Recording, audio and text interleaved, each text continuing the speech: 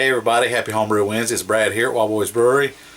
I'm going to show you what I got going on this week. Transferring the Green Dragon into the keg, and I'm racking the SJ Porr Project beer, the Oatmeal Stout I'm doing, over into the secondary and putting it on the vanilla bean extract. And so we'll go ahead and cut to that. Okay, racking the Green Dragon over, getting ready to keg it.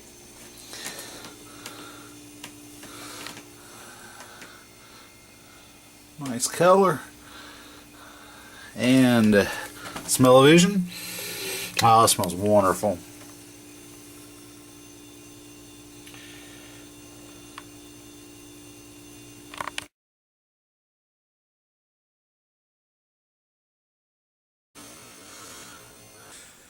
Okay, got the Green Dragon transferred over into the bottling bucket.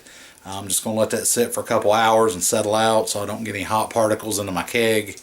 Wind up with right at 5 gallons. I know I told a couple people I was going to bottle some of that and send it out to you, but I'm going to have to just keg all of it because there's only like right at 5 gallons. I was thinking I was going to get a little bit more, but where I dry hopped it with 4 ounces, wind up absorbing quite a bit of the liquid.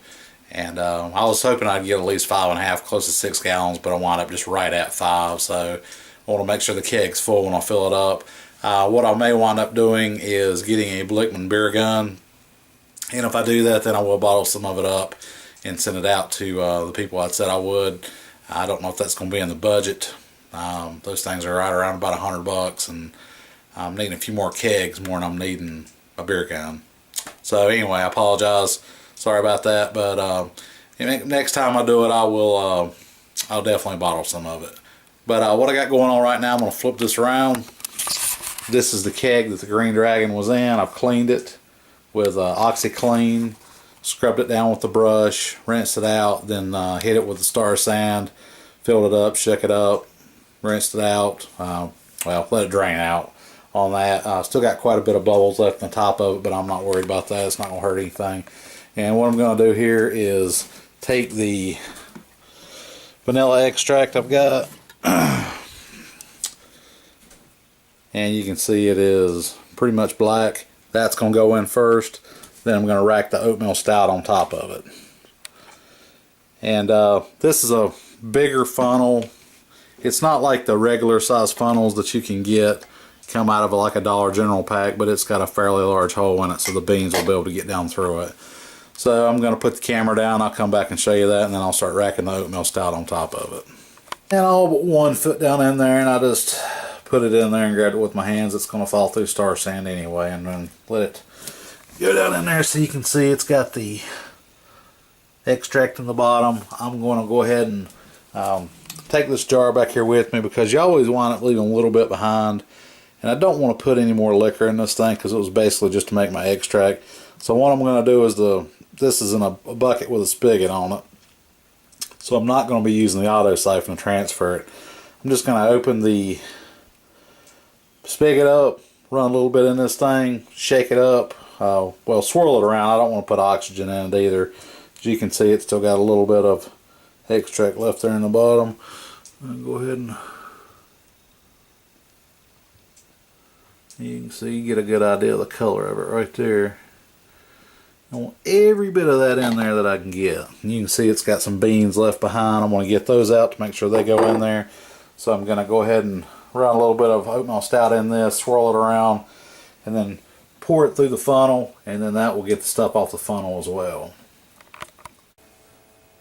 Okay, looks like we're at about 1024, and we're racking this baby over. And you can see we got about a little over half full. And here is the color. You can see through it, but it's still really dark. I forget what the SRM on it is, but it get a smell on it here.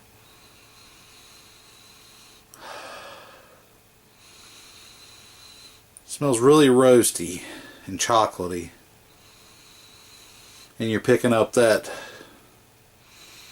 little tinge of that fruit, that fruity mosaic note.